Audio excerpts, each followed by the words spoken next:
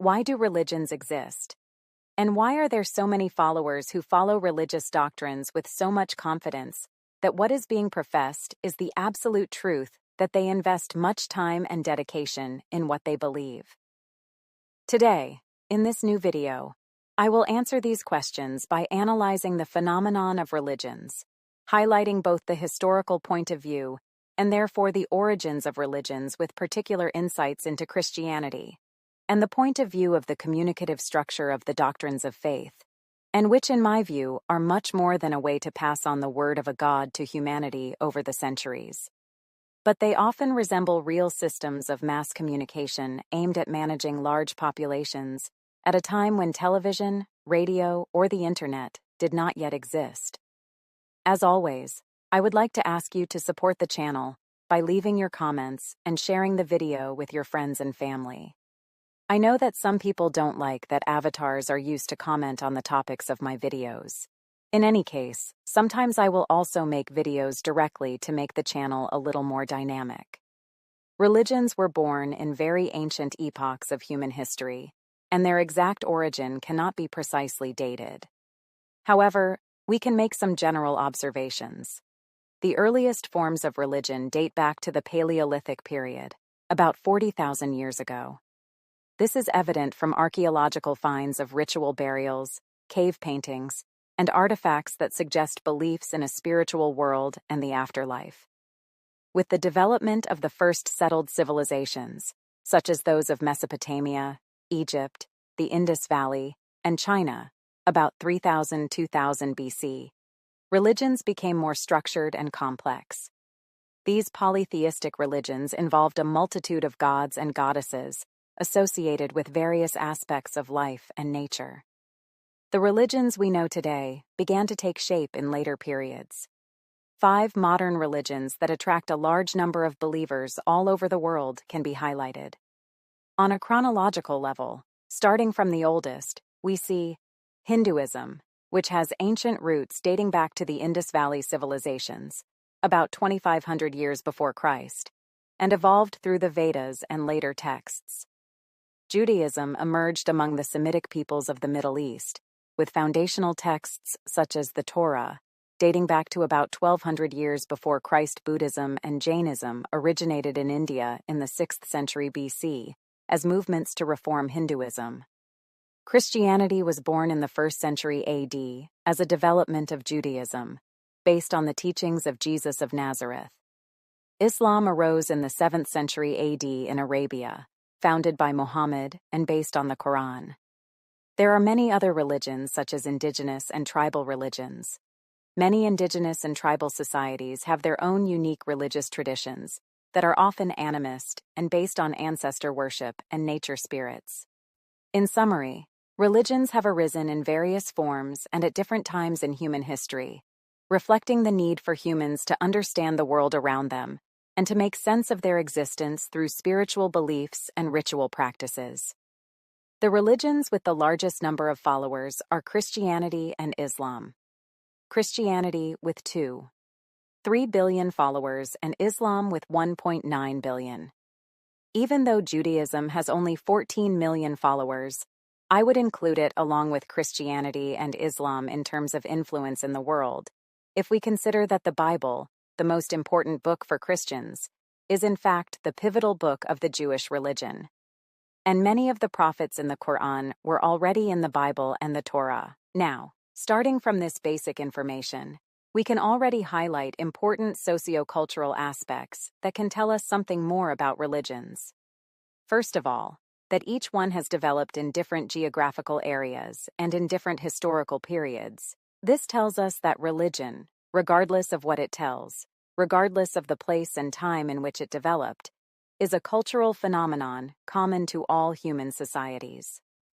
Starting from this common aspect, I will try to explain why human beings have always had the need to believe in something and consequently to create religious cults.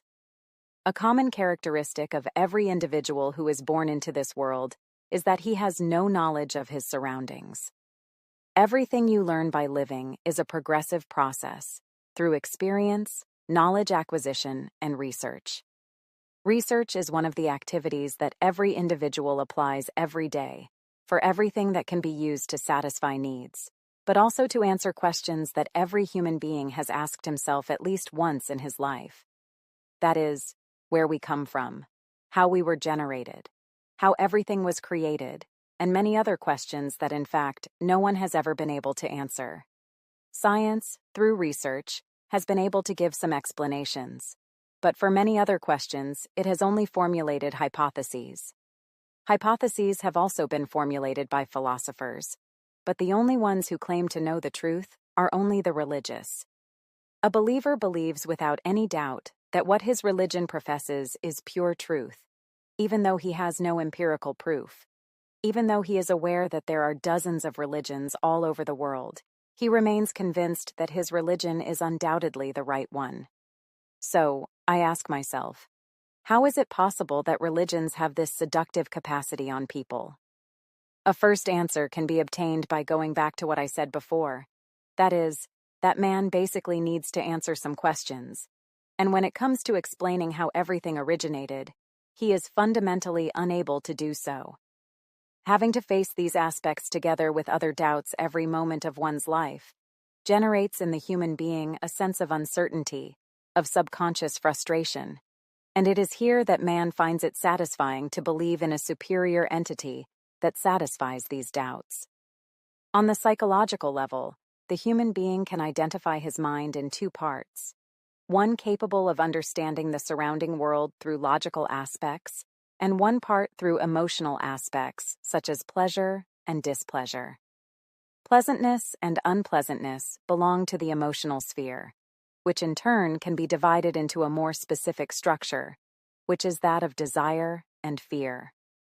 Desire and fear are two fundamental feelings for the orientation of each individual in the environment in which he lives. Without these skills, he would never know how to make choices. Analyzing the argumentative structure of religious texts, there are always elements that communicate to the emotionality of individuals, and never to logic. Let's take some examples. Consider Christianity. This religion basically tells us that the world, nature, and all humanity and animal species have been generated by God, and this already offers a relief for those who had doubts. It would be a spiritual and superior entity. There is no other God but Him. Here, too, He is already telling us that there is no need for us to believe anything else, that we look for other answers. According to the Christian religion, there is heaven, a place that can be reached by the disembodied souls of people only after death, and where God is also found. Heaven is a place of pure happiness and well-being, accessible only to men who in life have been good and without sin, who have followed all the rules readily provided by religious institutions, in this case, the Church. This is an aspect that inevitably stimulates the natural orientation of the human being to seek pleasure, to live a happy life. For all those who have not followed the Word of God or what the Church has always said to do, after death you do not go to heaven, but to hell, a place of suffering where you will remain there for all eternity. This, on the other hand, inevitably stimulates fear of the individual, another fundamental characteristic of the human individual, necessary for one's survival and pursuit of well-being. If you want to analyze all this from a logical point of view, such a story has no concrete point that can be proved. Even the spread of religious doctrine is done by other people, certainly not by spiritual entities. In fact, billions of people believe in a specific spiritual entity just because they have been taught to do so by other people. So, after all this, I personally see in the spread of religious doctrines fundamentally systems of communication and control of the masses. It is no coincidence that historically, the Church has often used the promise of heaven to move thousands of people to go and fight wars. The Crusades are a historical example. Or when it needed money, it applied the sale of indulgences, which in essence consisted for those who could afford it to guarantee themselves paradise in return for financial compensation to the Church. If we take into consideration other religions, we can find the same communication mechanisms. Islam speaks of a heaven, a hell, a God in the exact same way. Different names, different prophets, In some cases, they are the same. From a historical point of view, many people have gone to war to follow the will of religious leaders. In short, it is easy to identify the communicative patterns of religion as it is difficult to be able to do without them, precisely because we prefer to believe in a story, even if it has the characteristics of a fairy tale, rather than live life with constant doubts. The video ends here. If you liked it, let me know in the comments. We will see you soon. Goodbye.